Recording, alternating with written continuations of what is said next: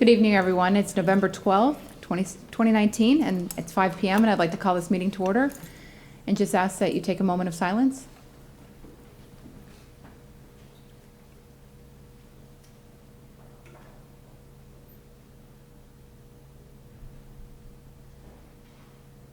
If you'll stand for the pledge.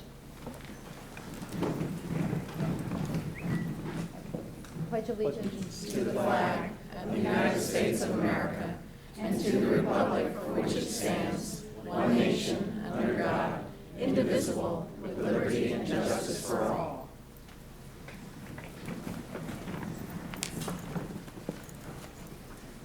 All right.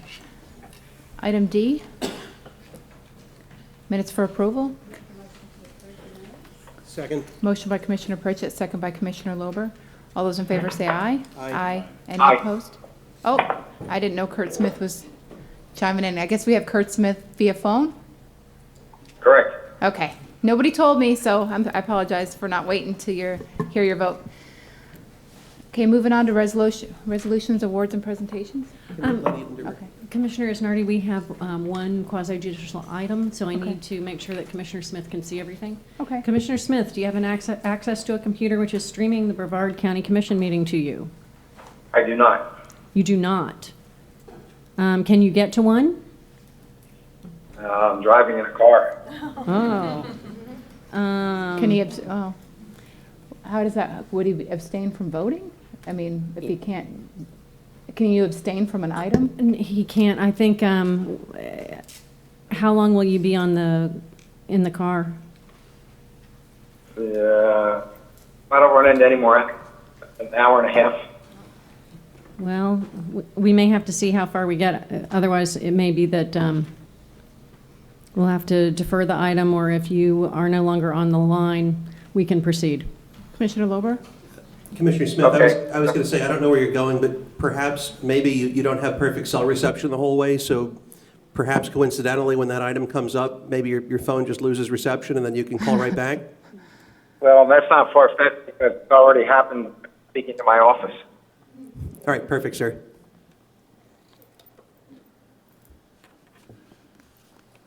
Okay, I guess we'll cross that bridge when we come to it. Okay, resolution E2. Thank you, ma'am. And Commissioner Lober is a lawyer. Throw me under the bus. It is my honor to get to do this resolution. Mr. Emmanuel Tormes and astronaut Chris Ferguson, if you guys would come up. Yes, sir. You don't want to come up? We all know and love you, sir. Get up here. You were the last shuttle commander. I think that is just marvelous. We're a big space area here, and I know you know that, but the astronauts were always my heroes growing up because my whole family worked in the Space Department. So I'm always excited to get to be an astronaut, especially one of the last shuttle launches. Thank you for coming, sir. Oh, it's my pleasure to be here. Thank you. Thank you. I'm going to read this, then if you guys want to say a few words, we would love to hear from you. Whereas the Space Coast considers its most valuable asset the highly skilled workforce throughout the 60 decades that has labored with dedication to establish and maintain American leadership in space through the Mercury, Gemini, Apollo, Skylab, Space Shuttle, and the International Space Station programs, in addition to work on numerous satellites and exploration spacecraft launches. And whereas the same workforce has been focused on returning Americans to space through NASA's Commercial Crew program, regaining for our nation the essential capability of launching humans, from American soil in an American spacecraft atop an American rocket. And whereas the first commercial spacecraft ever built in Brevard County is the Boeing CST-100 Starliner, which will transport astronauts to space in a reusable vehicle and return them safely back to Earth. And whereas Starliner is designed to serve NASA astronauts and civilian passengers for transportation to the International Space Station, as well as other destinations in low Earth orbit. And whereas Starliner is making history, launching from Launch Complex 41 at the Cape Canaveral Air Force Station to the International Space Station for an uncrewed orbital flight test, followed by a crew flight test led by Boeing astronaut Chris Ferguson and crewed by NASA astronauts Nicole Mann and Michael Fennicky. And whereas the notable experience, extensive expertise, and profound passion that is amplified by Boeing employees in building Starliner is the main driver towards pursuing the implementation of safety and engagement in the absolute secure operations of the spacecraft. And whereas the countless hours of dedicated labor by all engaged in the Starliner program greatly furthers this country's national interests in the pursuit of exploration, research, and commercial ventures in low Earth orbit. Now therefore be it resolved that the Board of County Commissioners of Brevard County, Florida, does hereby commend the Boeing Starliner team on its significant contributions to the advancement of human space exploration and offers congratulations on the pronounced achievement of building the new spacecraft, highlighted in its unique skills and ability to launch into the heavens, America's newest ride into space. Madam Chair, I make a motion to adopt this resolution on this 12th day of November. Motion by Commissioner Pritchett, I'll second it, but I do have a brief comment if I may. second by Commissioner Lober. Go ahead. Yeah, I don't want to fuel any conspiracy theories here, but on that second line where it says 60 decades, I don't know, I think it might be a little closer to 6 in reality, but I'll happily second it. Oh, did I say 60? I think there's a Scrivener's error in there. I thought it was cute enough to point out. He is a lawyer, you know. We would be honored. I'm sorry, ma'am. Go That's ahead. okay. All those in favor say aye. Aye. Any opposed? Motion passes unanimously. Thank you so much, Commissioner Pritchett and the rest of the commissioners. This is indeed an honor for the Boeing Company. As you had alluded, Brevard County, specifically the Space Coast, has been the center of human spaceflight in this country for decades. Not 60 decades, just 6. But it is an exceptional honor to be the first, however, to actually be building our spacecraft right here. The former orbiter processing buildings have been turned into spacecraft factories. That is very unique. So formally, for an organization that the Kennedy Space Center represents, where the rockets were all built elsewhere and brought here and launched, we're happy to bring our business here where we actually build them right here, we launch them right here, we recover them in the Western United States, but we bring them back here, we turn them back around, and we launch them once again. So I would, on the behalf of, can I ask the Boeing team here to stand up for just a moment? On behalf of this wonderful Boeing team that puts humans into space and keeps them there safely day in and day out, thank you very much. Again, we're humbled by this resolution, and we do appreciate your recognition of this wonderful thing that we have going on called human spaceflight on the Space Coast. Thank you, sir. On behalf of Commissioner Isnardi and myself, there's a lot of women out there. Yes. So thank you for that. Would you Thank guys like you to so come down much. for this? It's Yes. pretty amazing. Oh, one more thing. If I called Mr. Tormes once and got him to take me for a little tour around there and watched him put the rockets, it's not a rocket, is it, together. You actually had the chance to see the capsule that we're No, going to be remember I ready to touched launch, it and yelled, no. So you guys, if you want to give him a call, you will get the best tour ever. We would love to host you all there so you can see firsthand the work that this team is accomplishing out there. So I would love it. thank you. I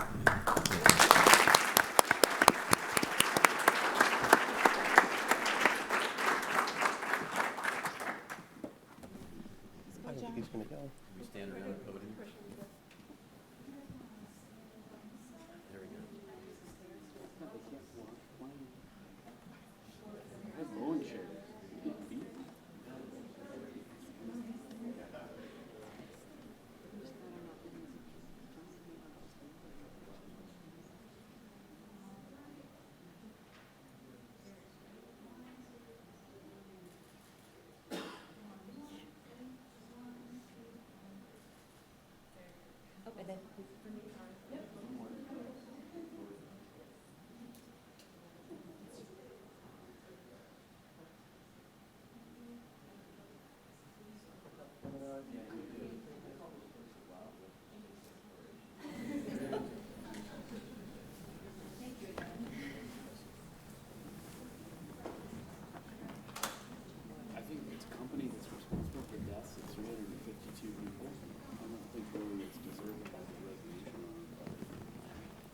Beauty queen? What? Somebody said beauty queen? Madam Chair, Commissioner Smith asked that I would do his tonight. Absolutely. Is that all right? Yep. Okay. And I think we're looking for the Thanksgiving interfaith leaders, if y'all would come up. We are getting really close to Thanksgiving here, aren't we? Yeah.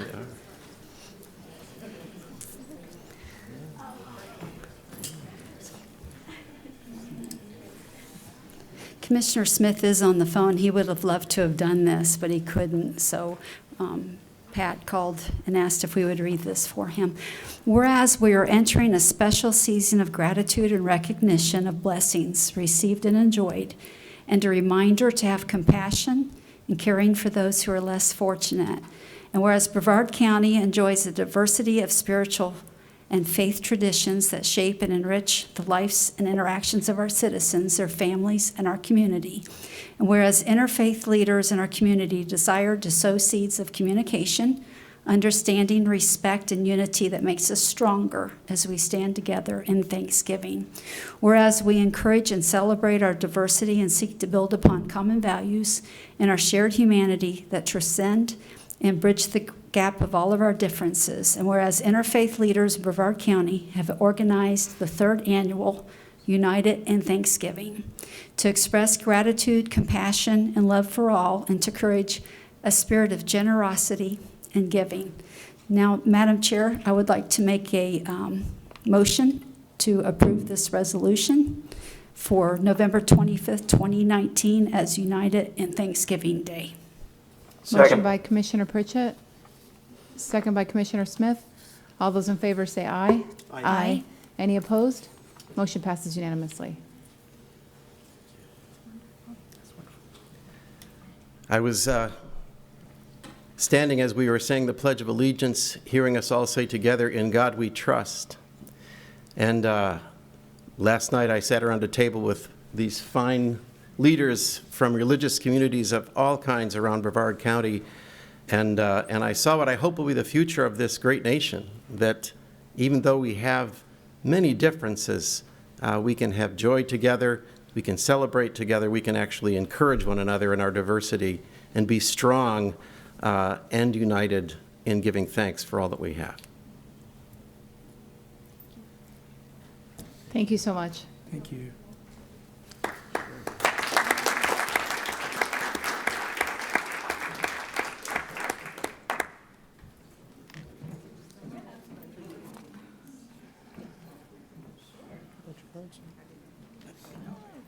I think so. Not too many. Sally's on. So everything's We're good now.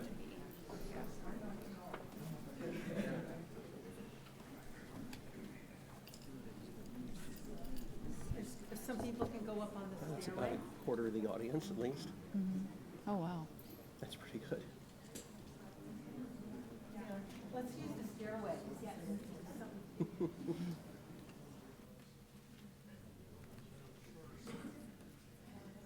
If we can scoot over, just squeeze in just a tad bit more.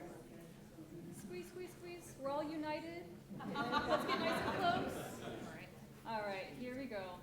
Hang out for a bit. Here we go. 1, 2, and 3. Awesome. You guys go ahead and get your photos. You want to move away?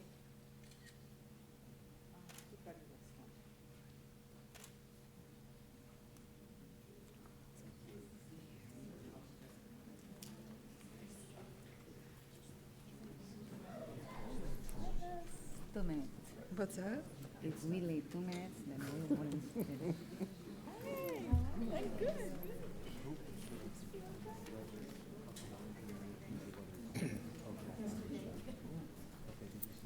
Oh.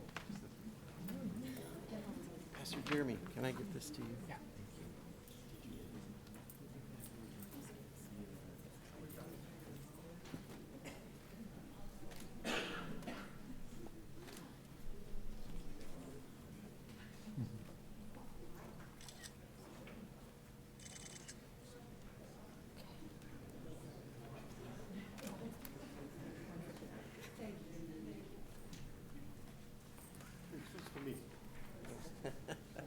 More. All right. One more, just one more. All right. Oh, beautiful people. 1, 2. Thank you. Thank you. How are you? Okay, moving right along to consent. Move to approve with my compliments to staff on F-17 in particular. I have a motion by Commissioner Lober. Commissioner Tobias? Thank you, Madam Chair. I was going to pull F-17. F-17? I shouldn't have said anything. Okay, I second the motion to approve all but F-17. Okay, does he have to amend his original one? I'll amend it. Okay, Consider it amended, please. okay. Motion by Commissioner Lober, second by Commissioner Pritchett to approve consent with the exception of item F-17. All those in favor say aye. Aye. Aye. Any opposed? Motion passes unanimously. I'm awake. Alrighty. F-17, Commissioner Tobias? Thank you, Madam Chair. And I had a small amount of experience working with Mr. Darling when it came to purchasing. Not only did he procure the services for a fraction of the price, he was able to successfully negotiate against even allowing this company to get a CPI increase over the term of the contract. While I'm sure this promotion will not get him that yellow Porsche that he's been looking for quite some time, I think the county manager has made an excellent choice, and I expect Mr. Darling to reflect the same dedication level of skill his mentors have had before him. So I'd like to make a motion to welcome and confirm Steve Darling to the position of Central Service Director, Madam Chair. I'll second it. Motion by Commissioner Tobias, second by Commissioner Lober. All those in favor say aye. Aye. Any opposed? Motion passes unanimously.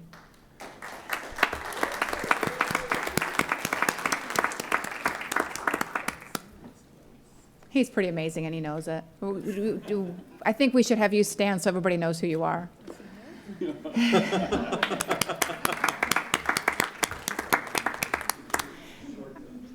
I'll just share a little bit. He kept me company over a time at the EOC, and he was very informative and very willing to keep me entertained and awake at the EOC in the wee hours of the evening. So I appreciate your time as well for being a good employee and obviously a good soon-to-be Central Services manager, but just somebody who takes the time to make the time to explain what you do and what your job does and what all your department covers. So I appreciate that. Thank you. And congratulations. All right. Item G, I have one public comment card. Mr. Charles Tovey.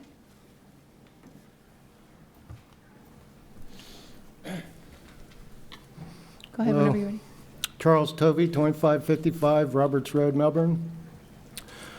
Commissioner Smith, I did want to appreciate the paper picking up in your district. I've noticed that it's been more common, and thank you much, as well as your concern for the lagoon. And my opinion, it's the best so far. And the other, I have a question. Do you want me to continue or not continue? And every time I don't do it, so I'm going to continue because I don't want it to go any further, and we've made headway on it, and that's the lagoon part. My civil rights. I have the CD of the hearing in front of Head Judge Silvernail about the repeat violence against Mary Carol McCormick, Mayor of Palm Shores, which I don't even know the lady, and I never did it first time. How could there be a second time? Anyways, we went to court. My understanding, the judge says, ma'am, you can't do that, and they can't either, meaning South Precinct, Sheriff's Department, Brevard County, Code Enforcement, and she listed all of them, and the rest of them. It's on the tape. But they did it prior to that, and the judge denied it in the beginning for a couple weeks and denied it for a couple weeks after. And they still, knowing that it was denied, made me sleep 500 feet in the bushes and did all these things. And I was aggressed every day for 2 and 3 times a day, from Cape Canaveral all the way down to Indian Harbor, from state troopers to Brevard County Sheriff's Department, Melbourne PD, Indian Harbor Beach Police, and a plethora of unknown. The other hearing was about my code enforcement, and there's no one left about it.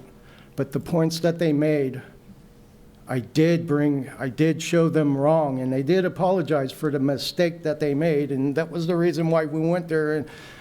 But what I was going to say is that Miss Marcia, your helper, is the only one that's left, and I don't know her stance on me or the hearing, but she was there today, most important day.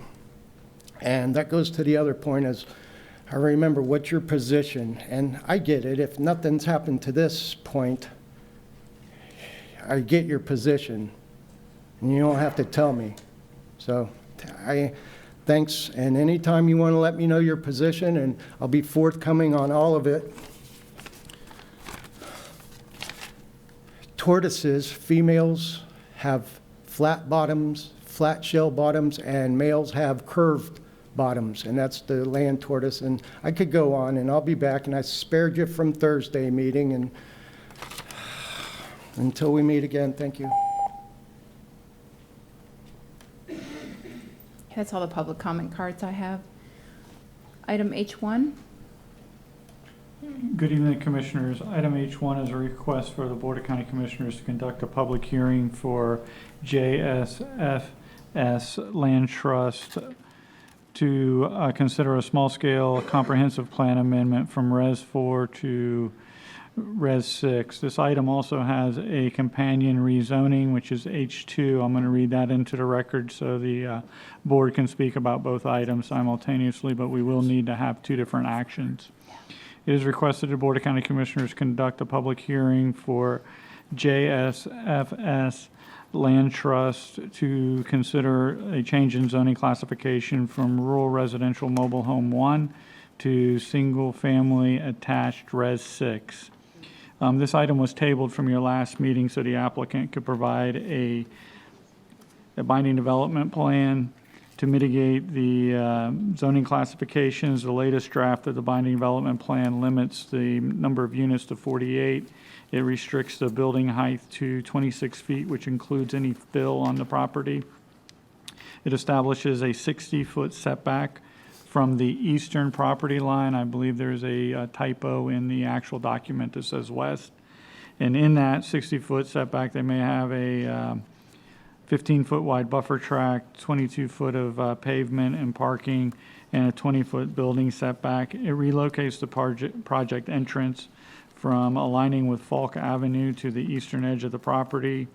It also requires the developer to pave Ranch Road to 22 feet, and the landscape buffer will be 80% opaque at the time of certificate of occupancy, and it requires the HOA to maintain the landscape buffer, and it also prohibits any parking and retention and other structures in the buffer tracks. If you have any questions, we're certainly happy to answer them for you. Commissioner Lober? Before we have any discussion on this, I do have a disclosure. I did speak with Ms. Rizanka earlier this morning at some length about this particular project. The only other thing I'd point out just before we get going is I've kind of watched this develop, if you will, over the past several weeks, and it certainly seems that the BDP that's been offered up this evening, in my opinion, is quite a bit more favorable to the adjacent nearby property owners than what we've had before. So I hope that that's something that's given good consideration in the discussions that we have here today, but it definitely seems that there's been some progress that's been made and some efforts have been made to accommodate, to make this a little more agreeable for everyone. So that's not been lost on me. And I would just say the only disclosure I have is your email offering if we had additional questions and a copy of the current BDP that we got from you. I think it was Friday. Commissioner Pritchett? Yeah, did you want to say something, or you want us to go ahead and have conversations? What would you like to do, ma'am? Doesn't matter to me. I have a presentation, but if and I also have I have copies of the plan if there's anyone in the audience that would like one, but I don't see any of the other people that have been here in the past. I'm so impressed because we've tried everything and we've talked about moving the road, and you guys actually did. You moved the road, you moved the project over, which lowered the line of sight issue. You came in with a strong buffer, you know, and 80% when you're done is more than I imagined we'd get, and it'll grow into be 100%. I think you guys have just done a great job. I think it's a great project now. You know, you still got all that other stuff to get through, but as far as wanting to protect the neighborhood, you even accomplished something that I didn't think we could do, is changing that road so it no longer aligns with Falk Avenue, so it's not going to intrude on that other neighborhood. I am really comfortable with this, and I didn't call you on purpose, so I wouldn't have to say I spoke to you earlier. But Mr. Calkins, I can't thank you enough for all of your work and you and your client being willing to make all these changes and listening to the neighborhood. Thank you. Well, I was going to say, and I do, just briefly, because there are a couple of things in here that I need to explain, because there are things Can you tell us who you are? I certainly will. My name is Kim Rosenka. I'm with the law firm of Cantwell and Goldman in Cocoa, Florida. I'm here on behalf of JSFS Land Trust. I'm here with Paco Noguero, who representing the developer, Soho One Developments, LLC. He is from Miami. And Sid Shahayeb, Consulting Civil Engineers, Inc., from Titusville. I was hopeful the third time was the charm, but it's really the sixth time. It's the sixth binding development plan, and it is the hardest one I've ever had to work on. We've done as much as we think we can. We're hopeful to get 100% opacity, and we do think there may be a fence involved, but we can only go 6 feet by the Land Development Code, so that makes it challenging to get 11-foot opacity. I provided to you just some ordinances. There's nothing really new. They're demonstrative, and there are ordinances. And then I did give you, the very first page is the color, Exhibit C, in case you didn't have that, to show you that opacity, even with large trees, is difficult. When the wind blows, there's holes in the leaves, things like that. And so that's why we thought 80% would be appropriate. 2 staff members at our 2-hour meeting with staff, which was great, thank you, Mr. Calkins, said, yeah, we don't think you can get 100%. So we went with 80. As the language itself, on paragraph 2, I agreed to 48 units. My client asked if we could take that out, only because if you multiply 9.79 times 5, you get 48.95, and the survey may or may not be exact. That's a request. I did agree to 48 with Mr. Calkins, but my client asked if I could ask that. Paragraph 3, this is dealing with the east property line, not the west property line. We deal with west property line in a different paragraph. So for paragraph 3, I'd ask that you understand, I know this isn't final because it comes back to you for final approval, but understand that paragraph 3 is dealing with the east property line, and the 60-foot buffer with the subdivision buffer would be around the entire property.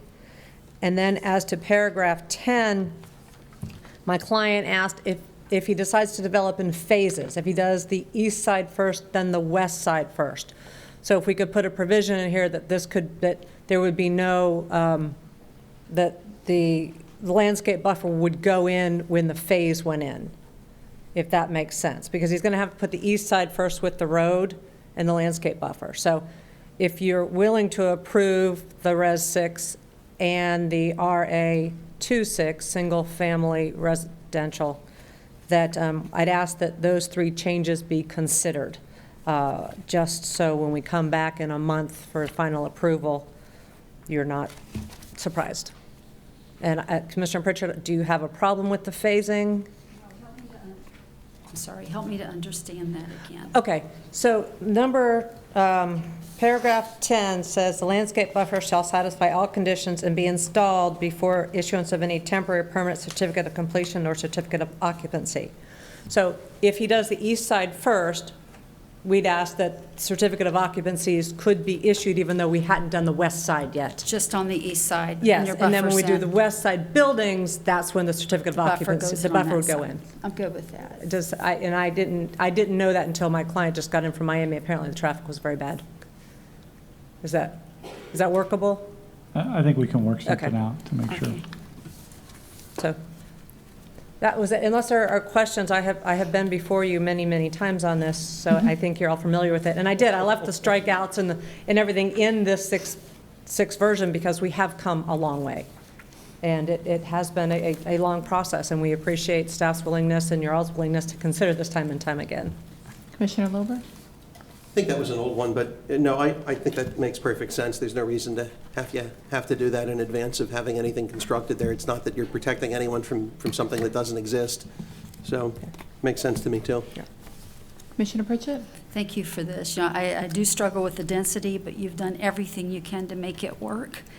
And so it's going to be my pleasure to make a motion to approve this. Great. Thank And you. with those changes? With that the you said? changes. And you know what?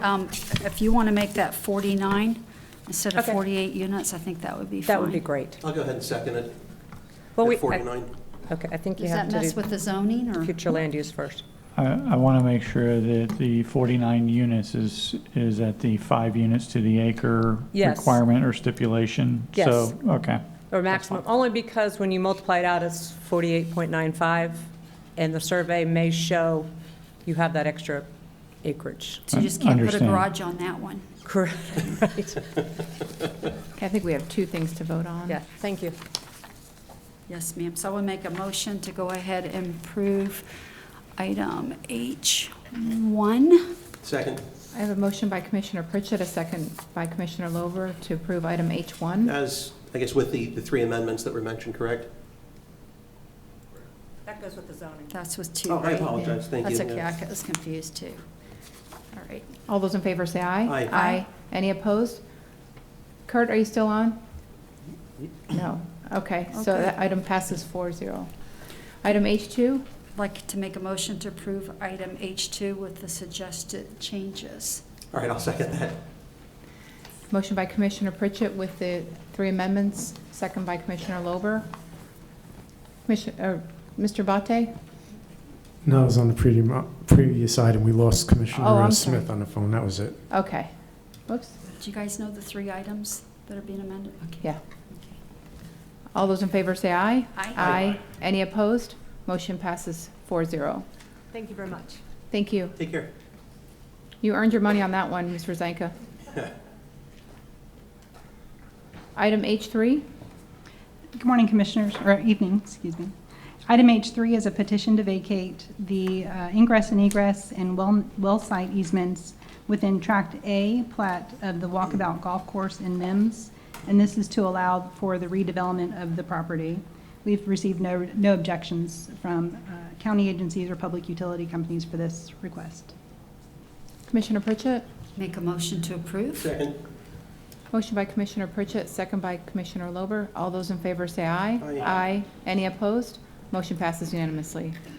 Item H4, Item H4 is a petition to vacate 2 public utility and drainage easements along the shared lot line between lots 23 and 24 of the South Indian River Isles 3rd Edition subdivision, and it's to allow for the construction of a single-family home. And there's no objections to this request. Commissioner Lober. Just a quick question for staff on this, since this is a D4 item. Have you heard any sort of concerns from Commissioner Smith? I didn't attend a briefing with Commissioner Smith on this. Are you aware of any, Mr. Bate? No, I did not. I'll go ahead and move to approve it in that case. Motion by Commissioner Lober, second by Commissioner Pritchett. All those in favor say aye. Aye. Any opposed? Motion passes unanimously. Item H5,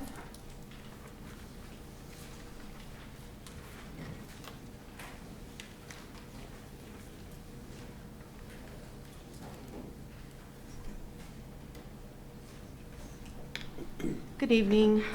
Item H5 is regarding amendments to the floodplain protection and land alteration codes. In August meeting, you all considered options for addressing community concerns regarding potential flooding and flood risks associated with development and placement of fill in North Merritt Island. You all directed staff to bring back code modifications to clearly demonstrate that development shall comply with current code, including cause no adverse impact to other properties. The area was defined specifically as Hall Road North to State Road 405, excluding the federal lands. Excuse me. So per direction, we have proposed modifications for you. They require both compensatory storage and certification by the engineer that there will be no adverse impacts due to any improvements. It's going to be applicable to both development of buildings and structures as well as land alteration, which would be grading, digging, and filling. It establishes submittal and maintenance criteria. Land alteration grading in the area is prohibited unless reviewed and approved by the county. And to that end, we establish a minor land alteration permit for small amounts of fill, which would be less than 3/4 of an acre on North Merritt Island specifically, and we provide permit criteria. We do have some exemption and waiver provisions.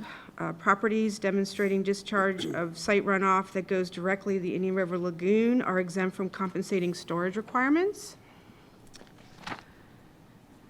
We have a waiver from compensatory storage if an applicant can demonstrate that there's no increase in peak flood stage or duration. This would be using the county's model when it's complete. In the meantime, this would allow an engineer to present another type of model to be accepted by the county and then establish the model criteria so that way it can be used before the county modeling is done. This also addresses single-family residential parcels created prior to the effective date of the ordinance. It would not require compensating storage. They could get a waiver if it wasn't available, if they didn't have enough depth to, if they had small depth to groundwater. And as you all know, we're developing a stormwater model that's specific to North Merritt Island. It's anticipated to be done in 2020. The proposed modifications you see here can be used now and after the model is complete, so we won't have to bring it back to you. Once the model is complete, it will be used by all the applicants and basically serving as their tool for written certification, so that'll simplify the process for them. And then the model will evolve as the developments come in. It'll build upon each other, so it'll stay current. The LPA heard the item last week. They voted 5-3 in favor of the ordinance, with 2 small clarifications requested. One was to clarify that the written certification from the engineer of record that there will be no adverse flooding impacts upon properties within the area. We didn't clarify and specify that it was actual just flooding impacts. And the second was to clarify the waiver in E, which is the compensatory storage waiver, is an administrative waiver, and it does not need to go to the Board of County Commissioners. And the BCAC voted 2-1 in favor of the ordinance with the modifications recommended by the LPA. Happy to answer any questions. All right, Commissioner Lober? I still want to have, obviously, public comment on it, but I will go ahead and move to approve it. I do want to thank P&D Natural Resources and the County Attorney's Office for working so well together, and then also with my office. This was a lot of time invested by staff. I'm aware of a bit of it, but I know there was a lot that's going on behind the scenes to get this where it's at today. So that the motion would contemplate those 2 clarifications that were requested being included. So the one addressing flooding impact and specifying that, and then also ensuring that we understand that compensatory storage can be handled administratively as opposed to having come back before the commission again. Okay, I have a motion by Commissioner Lober. Okay, yeah, we'll wait for the second. Ms. Spar, Mary Spar? This is public hearing. Are we doing, Ms. Bentley? Are we doing the 5 minutes because it's a public hearing? This can be 3 minutes because it's not quasi-judicial. Okay, because we're trying to be consistent with what we're supposed to, on the same for everybody. I appreciate that. Okay. I've practiced this, and I'm down to 10 seconds. Mary Spar. I'll even give you a chance to tell who you are before I start the clock. I'm Mary Spar. I live in Cocoa, and I did live in Merritt Island for over 30 years. Go. Okay.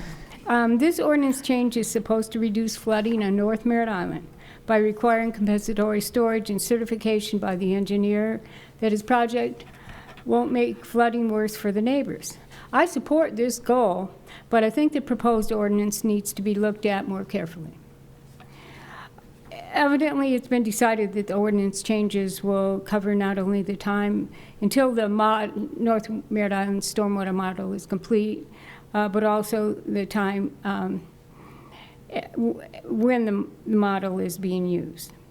The time after the model is complete can be handled as part of the waiver section, which is 4D, if you want to take a look at that. Now, I'd like a little clarification. I was under the impression that all North Merritt Island development proposals would be evaluated with the county model when it is done. And I'm thinking that's a plan, but that is not specified here, that all the development proposals have to go through the model after it's done. Maybe it should be? Well, with the proposed language, it looks like the evaluation by the model could be skipped if compensatory storage and certification in Part B were provided. In addition, it appears from Part D that alternate models accepted by the Commission could be used. To get a waiver on the compensatory storage requirement, an engineer would need to certify that his design doesn't make flooding worse according to, quote, a stormwater model accepted by the Board of County Commissioners. There is no specification as to how the Commission would accept such a stormwater model. For example, could the board at a meeting just vote that a particular model is acceptable and then grant a waiver to the project? Also, after the county's North Merritt Island stormwater model has been completed, could there be an alternate accepted model? I heard Darcy say no, but the ordinance does not say that there cannot be an alternate model after the county model is complete. And then I have a minor question. In D, the model used is to show peak flood stage or duration. It is unclear to me, not being an engineer, if, quote, water storage, water volume, groundwater elevations, peak stages, and peak rates for the area are supposed to be inputs or outputs of the model. Thank you, Mary. Okay. Okay. Just real briefly, just one comment on what I think may be one of the more important items that you brought up. As far as different models being used down the road, once the county is done with our model and it's been evaluated by staff and it's ready to go, barring something incredibly extenuating, I don't intend to consider anything else. The model we're spending a small fortune on, so really unless there's some issue with the model insofar as how it applies to a particular piece of property, my intent is for that to be the go-to model. So I can't say that down the road, 8 years, 12 years from now, when this entire board is transferred over and there are different people sitting up here, that they would view it the same way. But certainly for the next several years, I don't consider there as being any real benefit to doing the model if we're not going to use the model. So my plan is to use the model when it's all available. Darlene Hunt?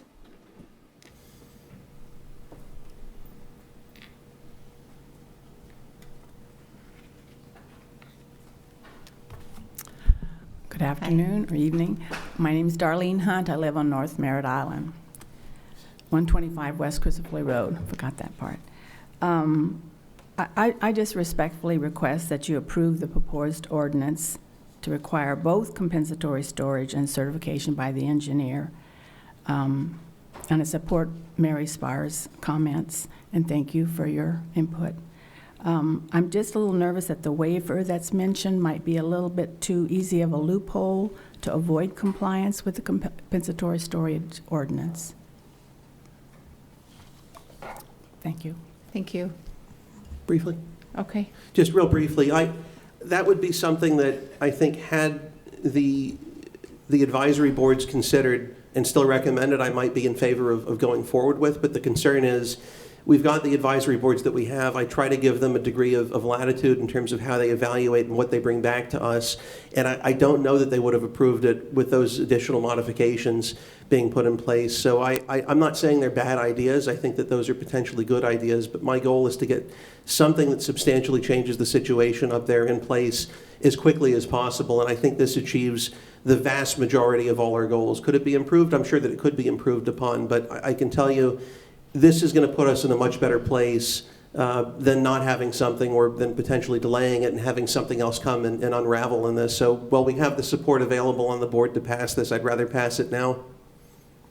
Tammy Dabu?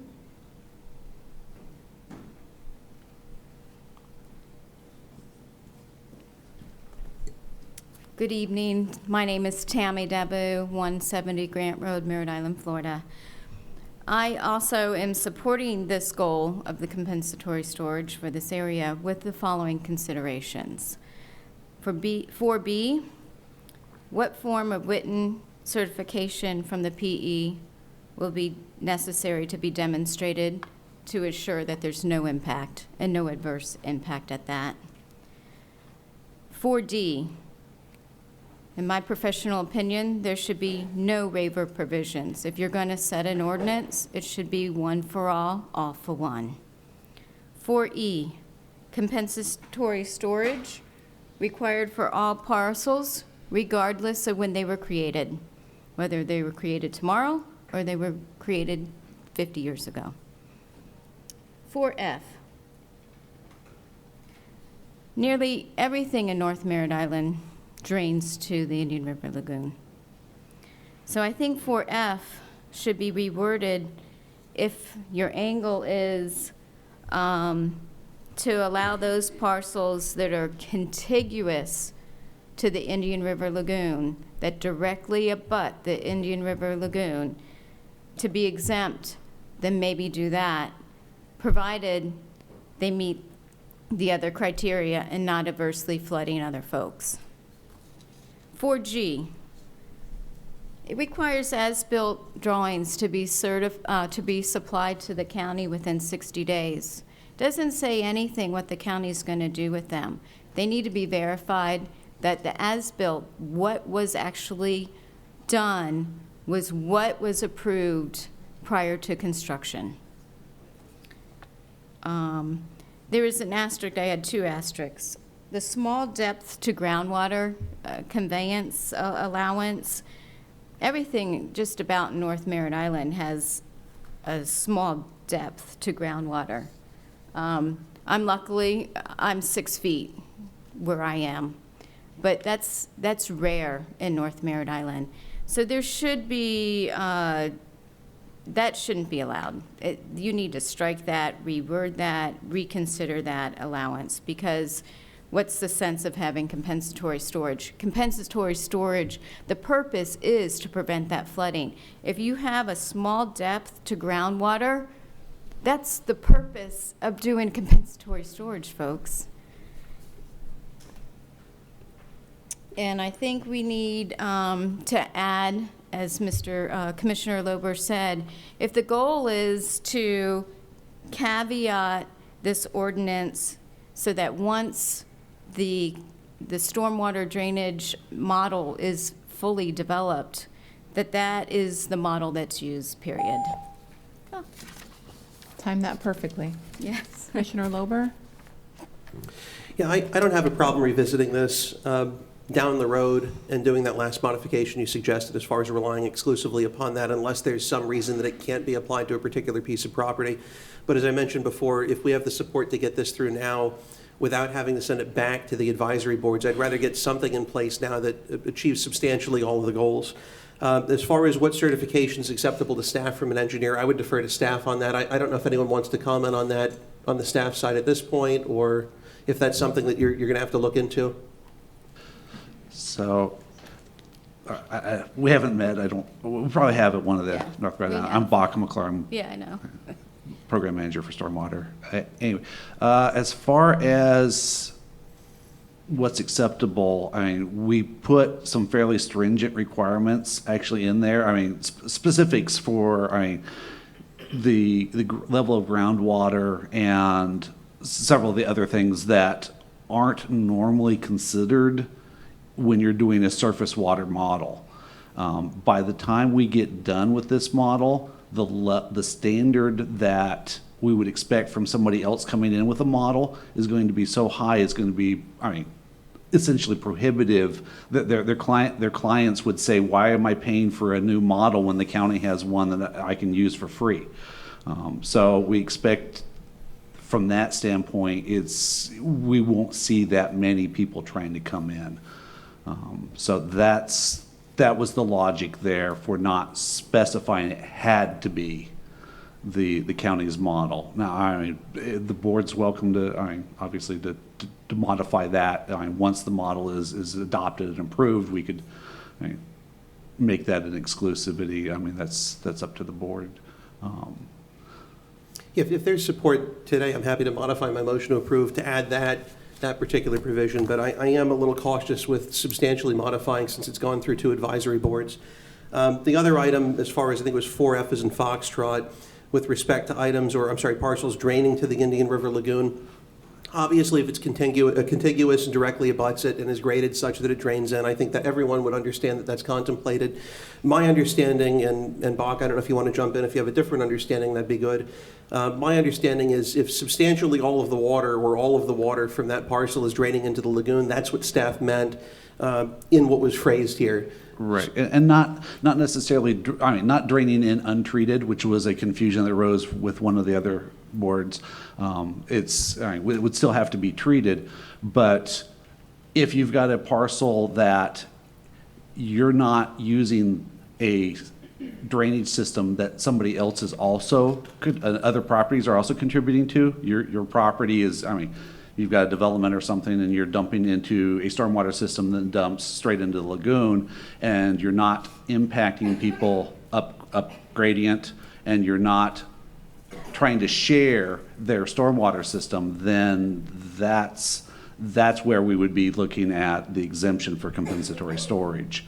If you've got Sorry, it specifies without reliance on other conveyances and/or stormwater systems serving other properties. So I think that intent is pretty clear. Yeah, and again, it was the best we could come up with at the time.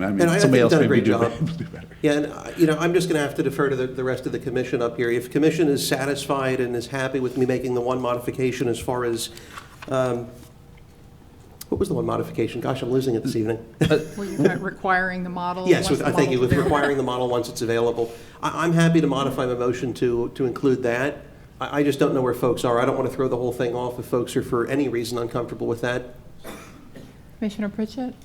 Yeah, I'm fine if we just pass this, because here's the thing, we're the commission, and we can require it when it comes out anyway, so I'm not really sure it's even necessary to do that tonight. Because my guess is you're spending a lot of money on this model. Oh, it's a lot of money. Yeah, so I think at that time you'll be able to tweak what you want to do. Yeah, and I'm happy with that. And just, Yeah. just for everyone's edification, that the model money is coming out of the District 2 MSTU, so it really is District 2 money going to fund it. So I have a vested interest, and my office has a vested interest. Not to say that other folks up here don't want to see the same thing. I think they do. I'm convinced that they do. But I have a very strong interest in seeing that the money that's being expended out of the D2 MSTU is being put to good use so that we're not wasting it. So I'm happy to revisit this down the road, and when that's available, we can put another motion before and have that made mandatory so that down the road 10 years from now or 20 years from now, there's not a discussion among people that perhaps feel differently. Thank you. Thank you. Is Commissioner Smith still on the line? Or back on the line? Yes, I am. Okay, I just didn't know if you had any input, because you don't have a button to press from where you are. No, but I can speak up. Okay. Thank you. All right. So motion stands? All right, and I would just caution that, as we move through this process, obviously we have some huge flooding problems in Merritt Island, and we want to make sure that the decisions we make are based on science and based on engineering and not just based on emotion. So I'm okay with passing this now. This is your district, and we all equally care about discharges and impacts to the lagoon and into our water supply. So I'm okay with that, but I want it made pretty clear that if something comes back that's grossly different, or something comes back and says, we've done this completely wrong, I'm going to be the first to object to it. So with that, Commissioner Tobias, no input? Okay. All those in favor say aye. Aye. Aye. Any opposed? Motion passes unanimously. Thank you all. All right. Item I1. I think we still have H6. Oh, I'm sorry. H6. For some reason I didn't have it circled like it didn't exist. All right, H6.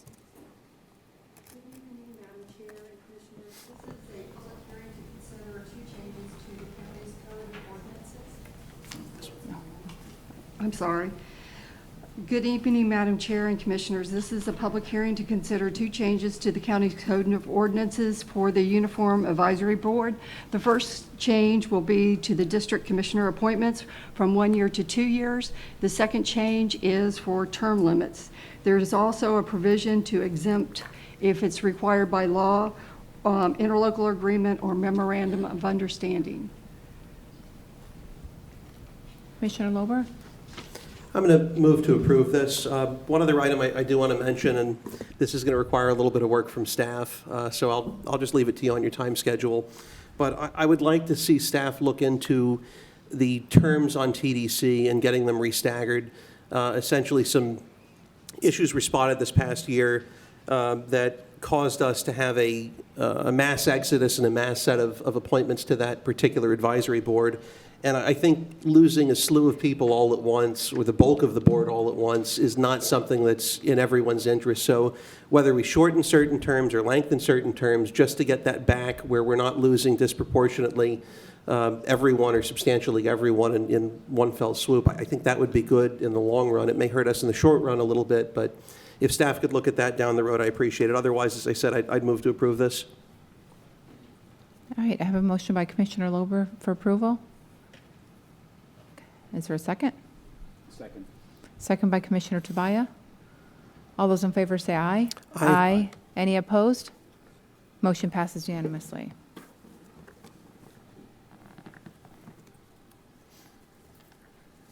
Now let's try I-1. Musical chairs, Ms. Barker.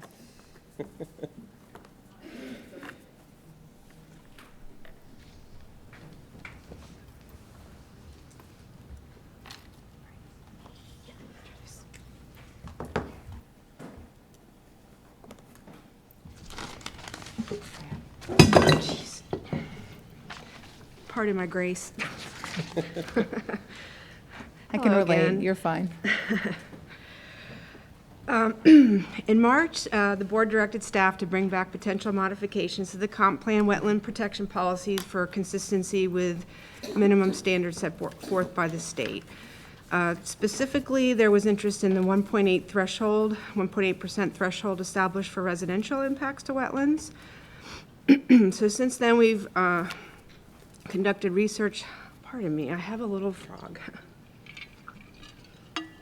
We conducted research on the policy history, including the 1.8% and previous legal actions, state requirements, and other jurisdictions' regulations, which you can find that information in your agenda report. We then developed some modification ideas that you may want to explore further for transmittal, which begins in December 31st. So I'll just have a really brief background on state requirements and how we got to 1.8%. First off, DEO, Department of Economic Opportunity, and Florida Statute 163, which is a Community Planning Act, require counties to have a comp plan.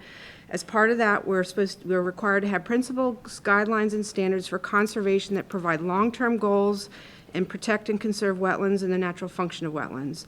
There's a requirement that land uses be distributed in a manner that minimizes the effect and impact on wetlands, and there's a requirement for data and analysis to support any policy modifications. So when DEP or St. John's, when they're considering proposed development in wetland, they don't consider the planning aspect of it. That task is our responsibility as the county.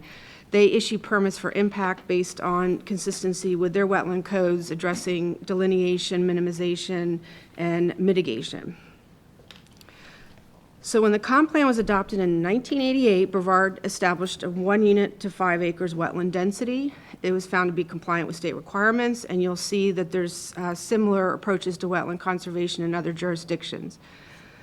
The origin of the 1.8% did not come around until July 2007, when a citizen request for more flexibility with de minimis impacts for residential wetlands impacts was made by the Vieira Company.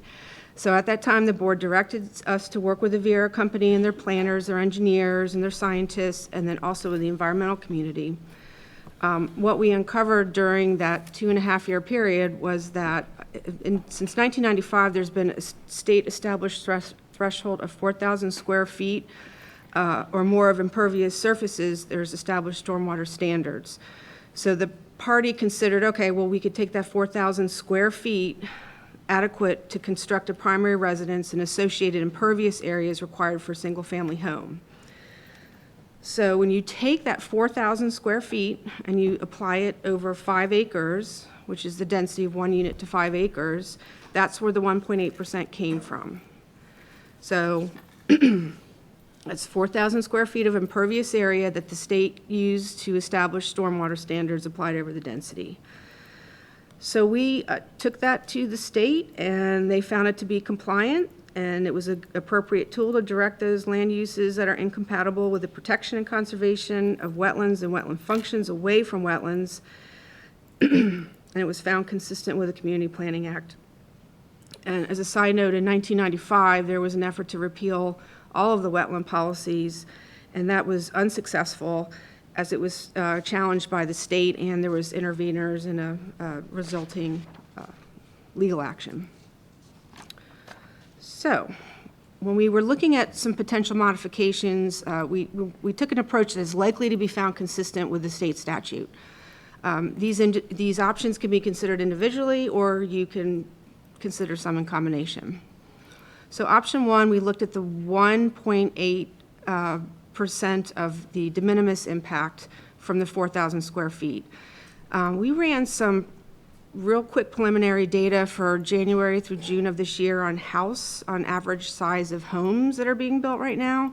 And right for the first 6 months of 2019, the average size was 3,300 square feet. So, I mean, I think we all instinctively knew that houses are getting bigger. We did not distinguish that they were 1 or 2 or 3 floors, but I think that indicated that houses are getting bigger. So what we could do is conduct some more research through building department and property appraiser to find out what's a more appropriate square footage, bump that 4,000 up to a different percentage, and then apply that. Option 2.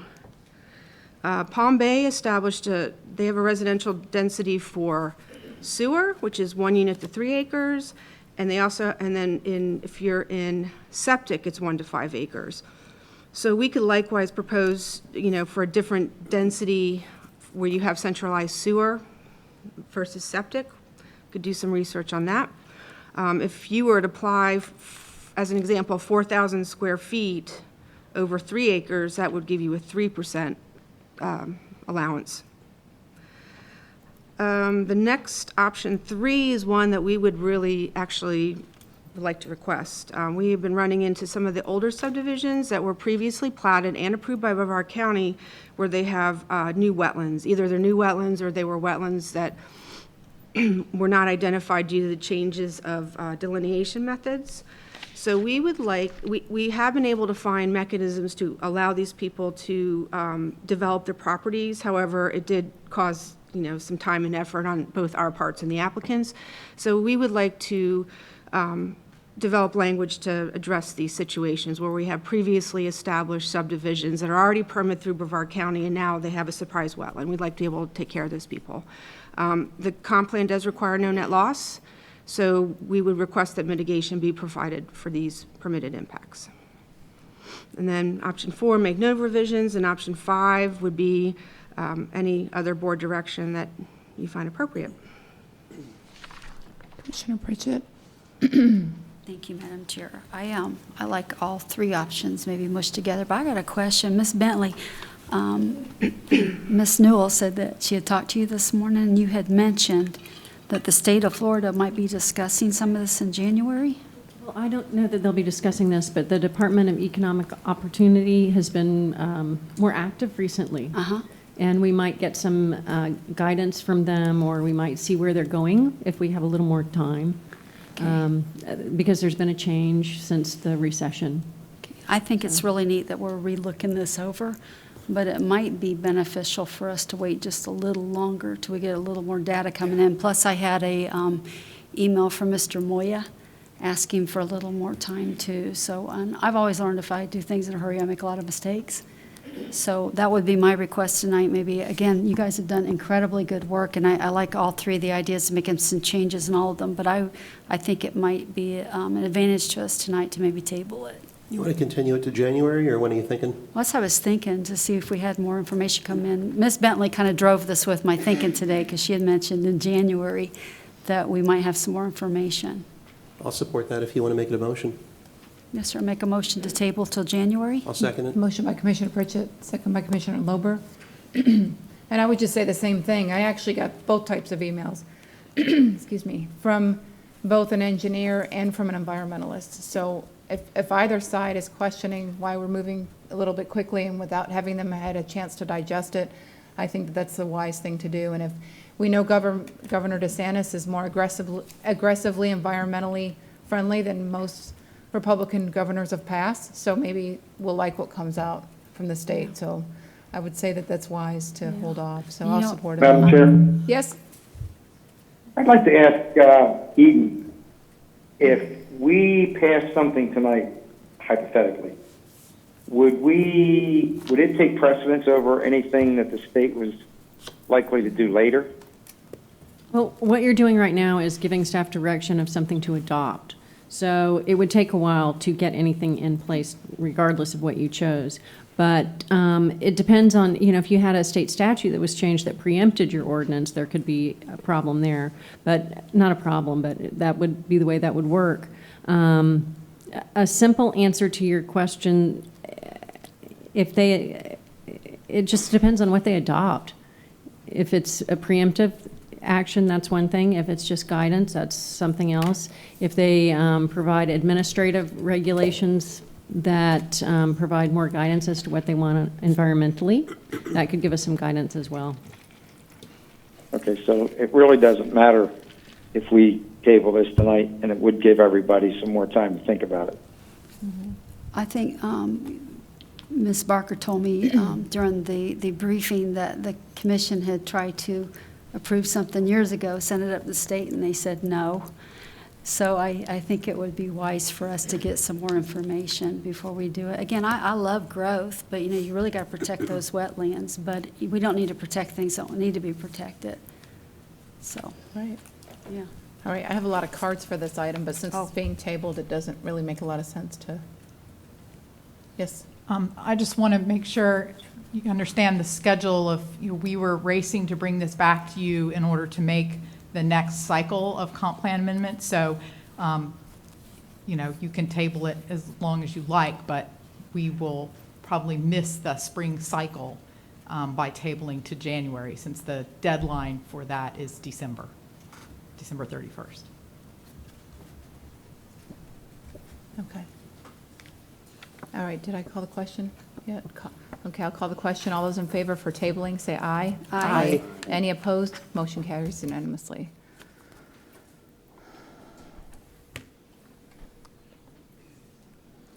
All right. Everybody a chance to shift.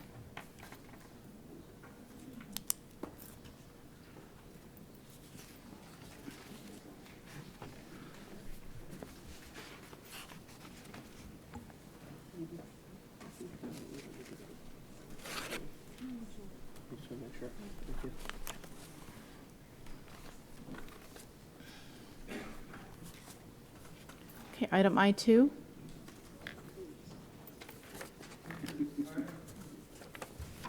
Commissioners, item I2 is regarding the franchise agreement, the exclusive franchise agreement for garbage, recycling, and yard waste collection in the unincorporated area of Brevard County. Last, we were talking about this. You gave us guidance on which to go out for an RFP. The guidance was check for options of 1 time a week collection versus 2 times a week collection. Check the proposals for one for the north, one for the south, one combined, and also check for limitations on yard waste. The committee met and reviewed the proposals submitted. There was 3 companies that submitted proposals. These were Waste Management, Waste Pro, and FCC Services. There was another one that said that Republic said that they would not be submitting a proposal. I think it conflicted with other business propositions that they had. not because of any, they didn't complain about anything in the proposal itself.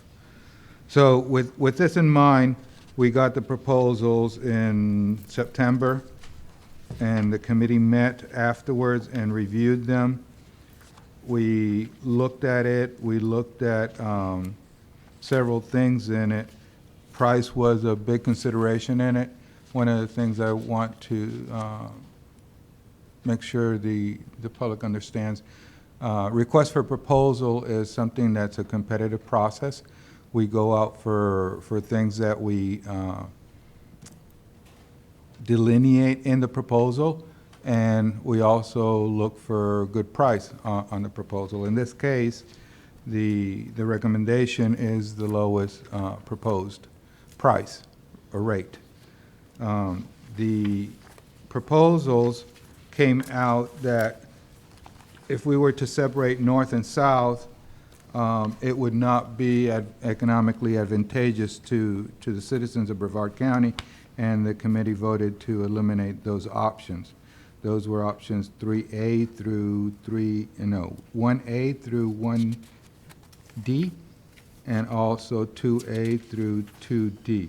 So the threes, when I say option threes, those are the combined ones. So what was left was the combined options 3A through 3D. The 3C and D were restrictions on yardways. The restrictions on yardways did not yield any benefit, economic benefit to the citizens. So thereby the committee eliminated those, and we came up with options 3A and 3B. 3A is current level of service, which is twice a week collection of garbage, once a week collection of recyclables, and unlimited yardways. 3B is once a week collection of garbage, recyclables once a week, and unlimited garbage. One other thing that I want the board to keep in the back of their mind, that this is not only a franchise for residential services of collection, it is also an exclusive franchise for commercial in the unincorporated area. Upon further analyzing this, once we had made that determination, we proceeded then to analyze the commercial side, and we found that there was a discrepancy between total commercial prices between FCC services and Waste Management Incorporated, Waste Management of Florida Incorporated.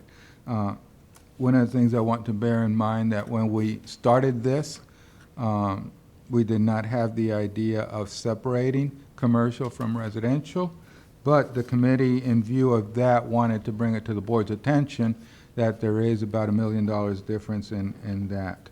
Of course, this could change depending on the direction that the board gives us to negotiate with whom and when. Again, looking at all this, the prices that were submitted for 3A is about a 43% increase in cost. That's twice a week collection. For 3B, it was around 17% increase in collection for once a week. So the big dynamics here is between once a week and twice a week. Bear in mind that even this is the lowest price that was proposed by any of the vendors. Another consideration that's going to be affecting everybody is that all the proposals responded with not sharing any recycling revenue with the county. Before, we were getting around 40% of the sales of the recyclables. None of the responders went to that level, and they all pretty much said, not pretty much, all of them said the same thing, zero in any sharing. So they were going to keep all the proceeds in the county. So that's not unique to Waste Management. That was in FCC also, and also in Waste Pro. In view of this, what we're looking to do is, and we also did a comparison, which you have in your package, of all the municipalities, surrounding the municipalities, and also the surrounding counties. Recently, there has been some increases in counties, but some of them are surrounding, like Charlotte, Osceola, Volusia, Palm Beach, Hernando, Pasco, and Polk County. And you find yourselves also in the cycle of new contracts coming in. We are at the beginning of the cycle. Next, I think Palm Bay has it at 9/30 of next year. There are a couple of them that expire in 2021 and a few others soon after that. So the comparison of prices is a snapshot. It was not intended to project it. And keep in mind that this is what we pay the hauler. This is not what the homeowner pays. There's a difference. What the homeowner pays covers this price as well as covers the overhead.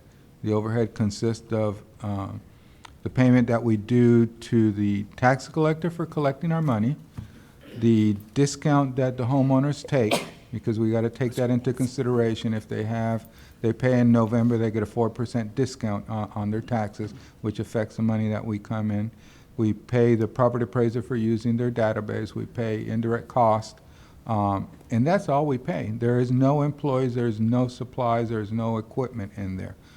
The contract pretty much takes about 95 or higher of the percentage of that budget.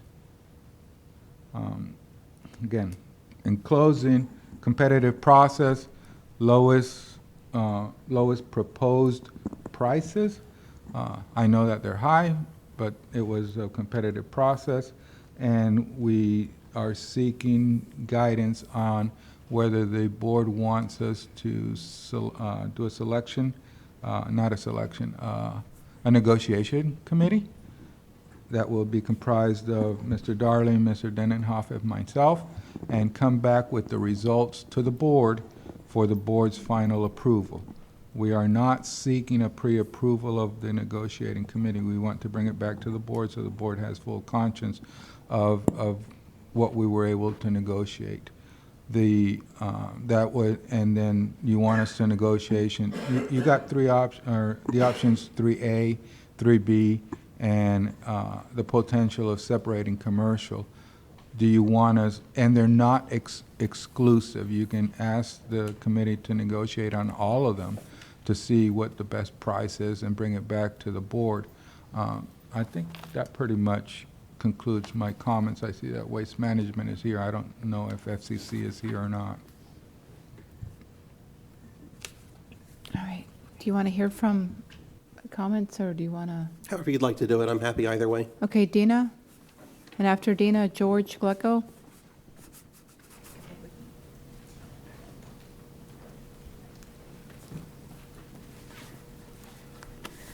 Good evening, Commissioners. In the interest of time, George will join me here, if that's okay. Good evening, Commissioners. I'm Dina Ryder-Hicks. I am the Public Affairs Manager for Waste Management here in Brevard County. Thank you all very much for the opportunity to speak with you here this evening. Just a couple of points in the presentation that George is handing out that we'd like to bring to your attention, some things that some questions that were arised either during the selection committee meeting or even prior to the solicitation being released. One of the things that I'd like to bring to your attention, the benefits of combined residential and commercial service. As Mr. Rodriguez alluded to, we went into this solicitation with the understanding that the pricing intent was a complete package with residential and commercial services combined. We understood the bid document was designed to illustrate the pricing allocation between the various residential and commercial services, but not necessarily to split those particular services. We did understand that it could have been split geographically, but again, we went into this with the idea that it was going to be a combined one-service integrated package for residential and commercial services. An important point to make of this: multifamily here in unincorporated Brevard County is considered residential, but it is serviced with commercial trucks. That's a very important point here, again, alluding to that understanding that we had, that we were going into this as an integrated package with commercial and residential services combined. As a matter of fact, the multifamily pricing is included in the bid as a pre-populated percentage of the single-family rate, again, contributing to that intent that it's an integrated package. With introducing another hauler in the county here, you will certainly see greater wear and tear on county streets. We have a number of haulers here in the area now. Some municipalities have their own haulers as well, some commercial services that are out there as well, and adding that additional hauler would again impact those streets. It's an important point to note that Waste Management holds the best safety record in the industry, and we have substantially more collection experience in Brevard County than all other haulers. One other key point, Waste Management's proposal offers the lowest overall price when combined with residential and commercial services. This leads to greater economies of scale in Brevard County with those services combined. If you look at the chart on page 3, this illustrates that point. If you look at the combined services of, as Mr. Rodriguez mentioned, 3A through 3D, of the various level of service options that are being considered here, when residential or commercial are combined, we offer the lowest rate, the lowest overall cost. And furthermore, if you look at the life of the contract, the savings range from $1.16 million to $7.11 million over that 7-year life of that contract. A couple of other important factors. We are adding more trucks. We are adding more routes. We are adding more personnel. George, and can I go into your time? Yes. All right, thank you. We're not supposed to let other people defer the time. Okay. Unless commission concurs, it's okay? You don't have a I'll problem move to with that? permit it on this one instance. Only because you're Certainly. obviously the subject of this item, so, okay, go ahead. Certainly. Thank you very much. We're adding more trucks, routes, and personnel among the residential lines of business. This is in response to the county expectation and customer expectation that we continue a high level of service as the population increases. We heard you loud and clear. We want to make sure that we're continuing to deliver that service excellence. We're increasing wages to attract and retain the most qualified personnel, and we continue to see increases in yard waste volume here in the county, which is a strong consideration. We're adding carts and another cart delivery route. There's a higher cost today to replace current trucks at the end of their useful life. The trucks that we have in use today are going to need to be replaced sometime in the span of the 7-year term of a future contract. The average truck price has increased nearly 20% from 2013 to where it is today. There's global factors related to increased recycling, processing, and contamination costs that are a factor. But one key point, it's still more economical than developing new landfill space. CPI adjustments have not kept pace with increasing industry cost. As a matter of fact, the average of the CPI in Brevard County over the past 6 years has been 1.15%, whereas costs in the industry average 4 to 5% per year. The residential population continues to outpace commercial industry growth, which is typical in most jurisdictions. Brevard is not excluded from that. And one supports the other as far as being a combined service package, again, going back to that economies of scale. The next chart illustrates the service level differences. The chart on the left indicates our current 211 service, the number of vehicles for the various lines of residential business in use today. The chart on the right shows the number of trucks that we're going to be adding. And I'd like to point out, this is only for year 1. This is what you will see in October of 2020. We have a plan in place starting at year 3 to add even additional trucks to make sure that we're accounting for the continued growth here in the county. The next chart is very telling. The next chart shows 2 critical services here in Brevard County, arguably among the most important: residential bulky waste and yard waste collection. The chart on the left shows where we are currently. The chart in the center, again, shows where we'll be in October of 2020. The chart on the right shows what the second-ranked proposer is proposing. There is a clear difference in number of vehicles. And I'd like to point out the bottom of that chart shows clam yard waste service. Waste Management is currently running 6 clam trucks for the unincorporated county, 300 cubic yards total capacity per day. The proposer, the second-rate proposer, is proposing 2 vehicles per service day. We heard at the selection committee, they said it loud and clear, this is not sufficient to service Brevard County. Even with more equipment, Waste Management's rate is overall the lowest. Thank you very much. Thank you. Anybody have any questions? Some comments. Okay. Commissioner Lober? All right. We'll call you back up if we have You questions. want the good or the bad first before you go?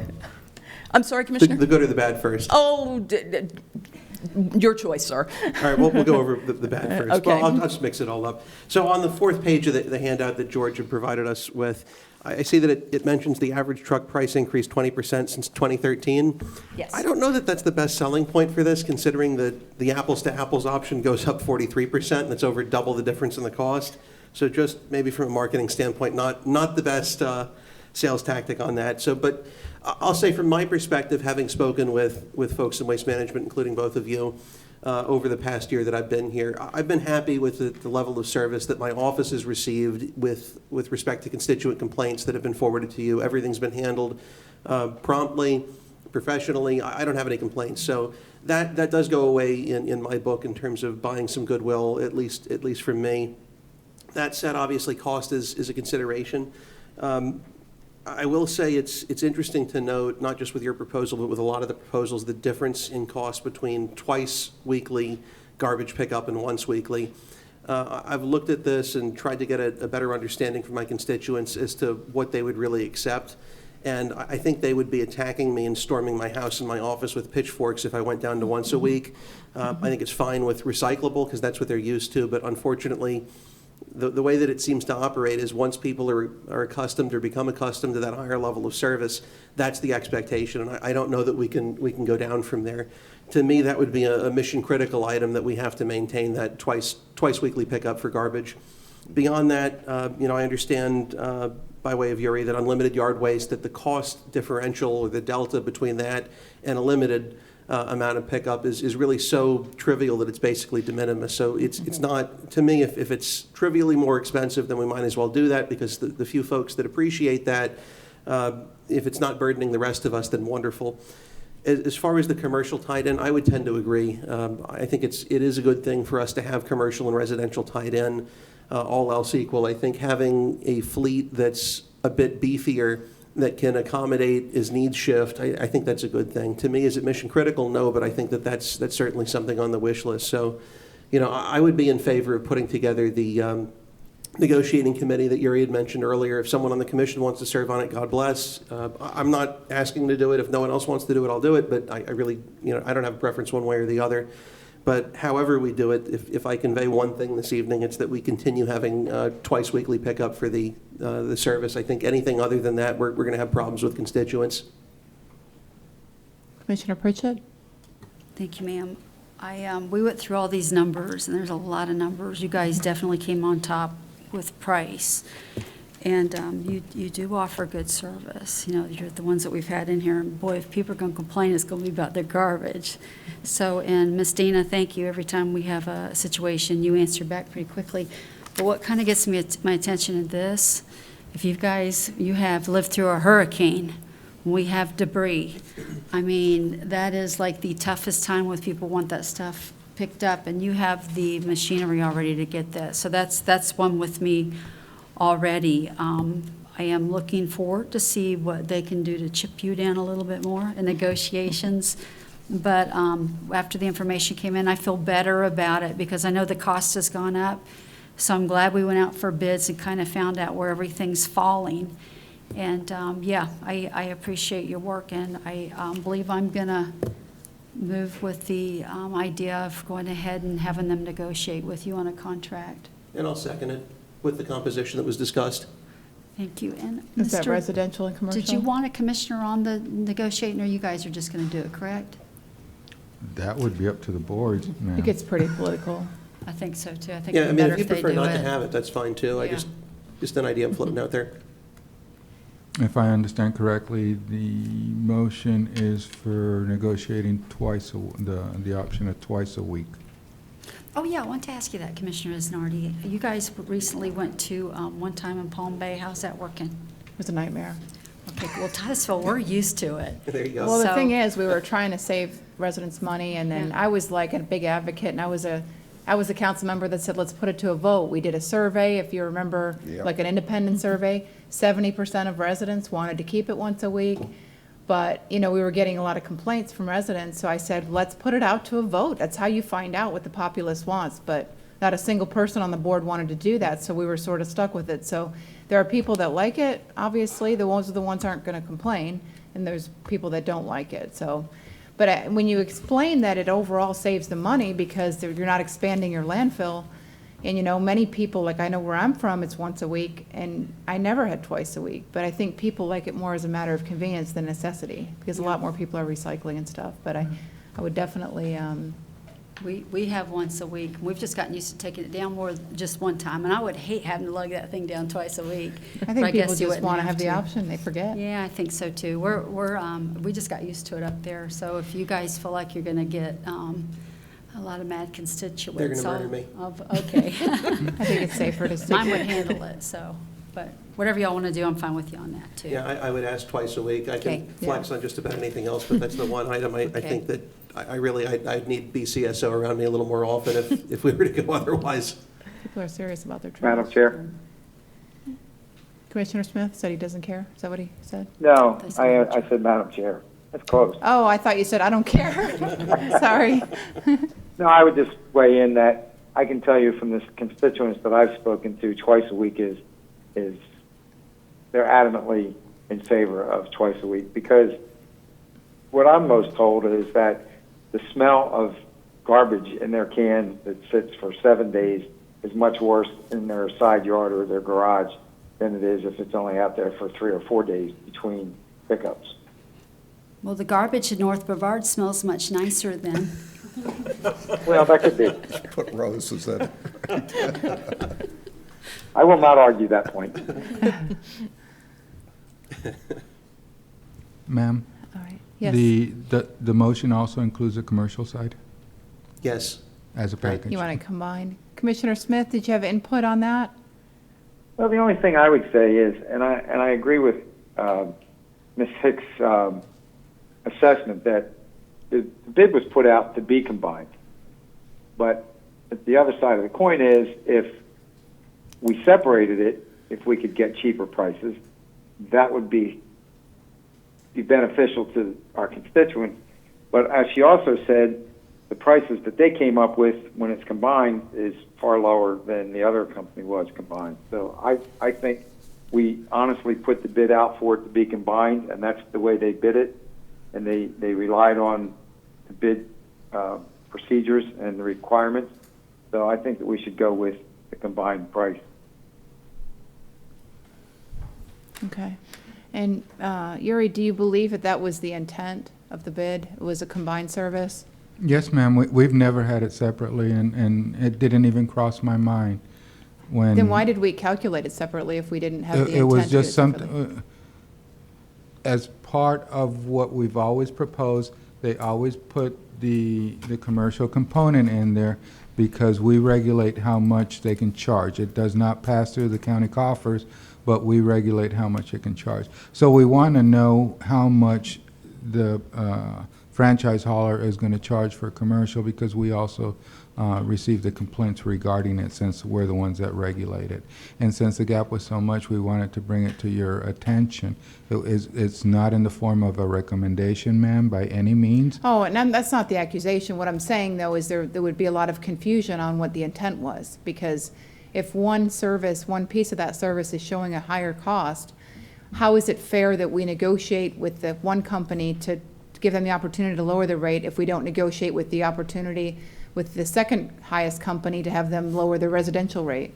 The second highest company, just so you have an idea, was quite dramatically higher in the residential rate. Right. And that's No, why. I remember, but Okay. in fairness is what I'm saying. So Obviously, I when wouldn't we want to. looked at the entire thing as one package, Waste Management came out with the best price. Right. By a significant amount. Oh, no, I get it. Yeah. I get it. Commissioner Tobias? Thank you, Madam Chair. And I think it's a leverage play. I mean, I appreciate the fact that we looked at the price of the pizza and the price of the toppings, so we can make a decision one way or another as we move forward on this one. So I think it was a good move, the same way of breaking it up into 3 different sections. It provided us with a whole slew of opportunities, and it just turns out that Waste Management looked like they came ahead on many of them. I don't know about these multicolored, think green paper that isn't even printed on both sides, by the way, if you're going to do it, probably. And it's probably, real basic stuff here.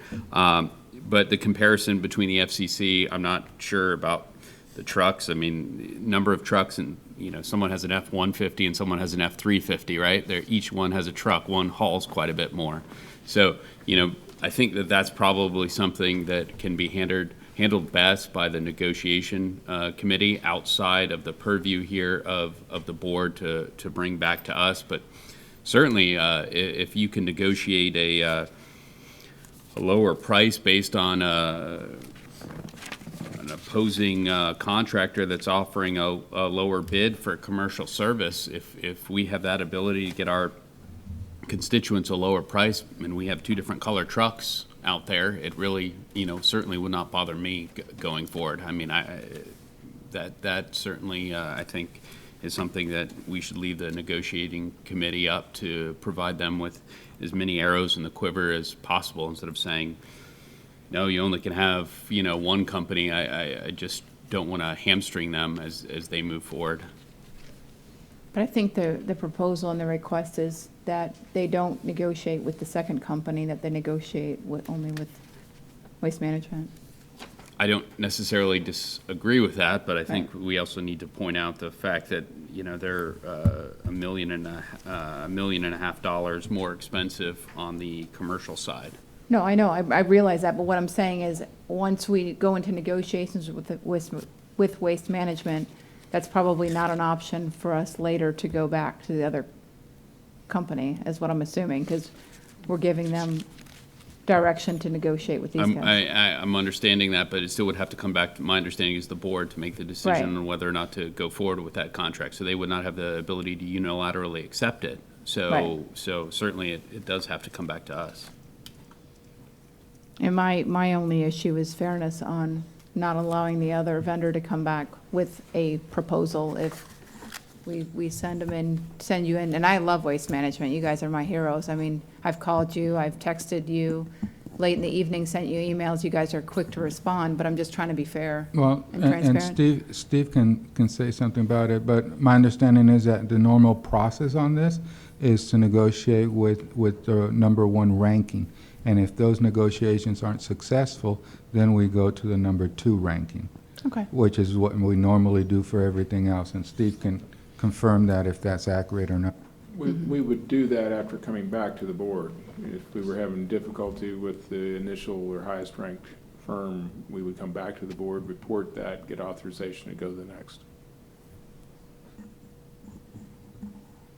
Just because it's the way we've always done things doesn't mean that's the correct way, but, I'm not disagreeing with you. I'm not disagreeing with you on that method at all. I'm just saying, this is what we typically do, is never necessarily always the correct answer. It may be the best answer, but it may not be for each situation. So, Commissioner Pritchett? Yeah, I think the confusion came in with the separation out with the cost.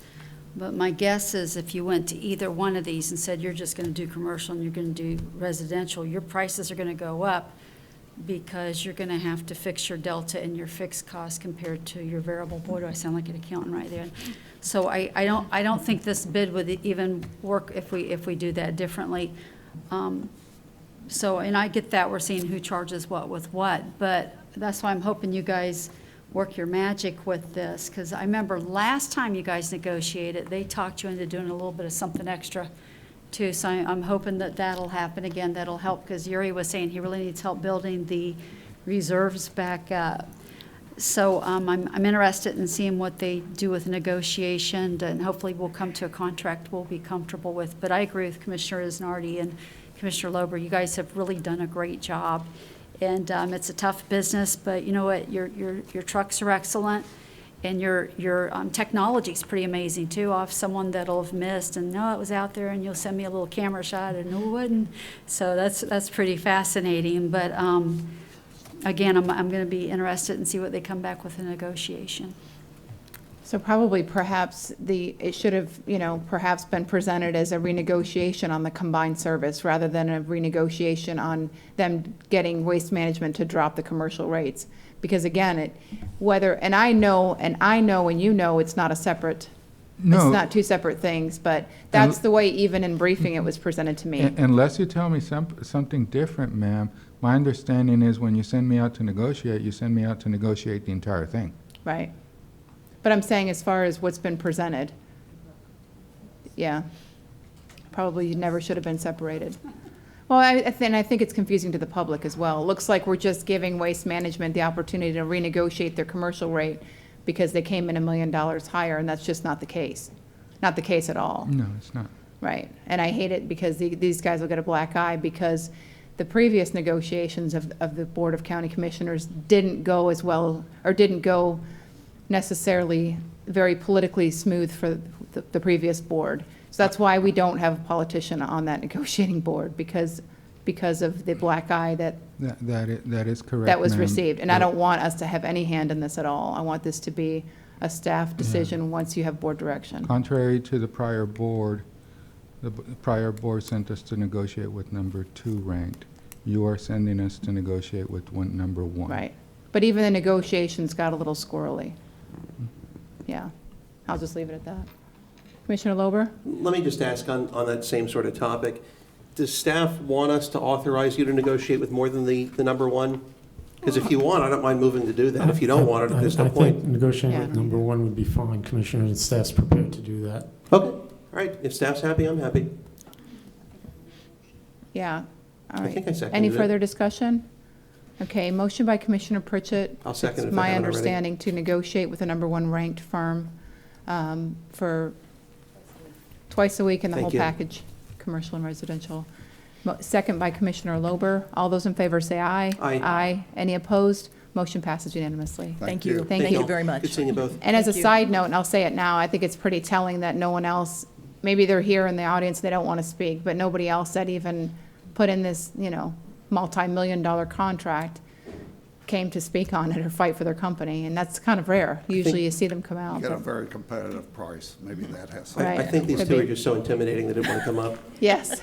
Watch out for George, man. He's a fighter. Thank you, Commissioners. Thank you. Thanks, guys. All right. You guys want to take 5? Take a quick 5-minute break.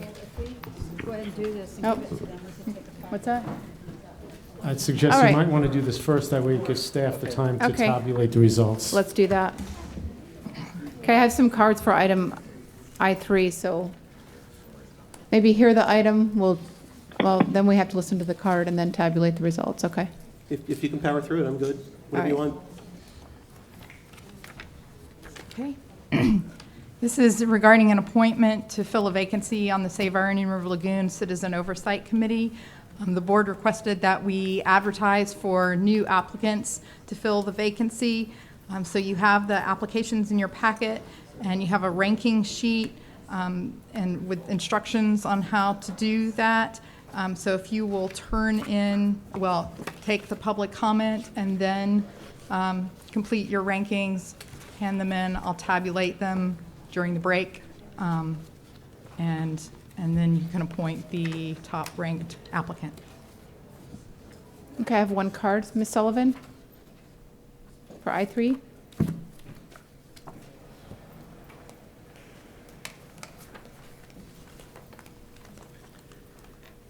Sandra Sullivan.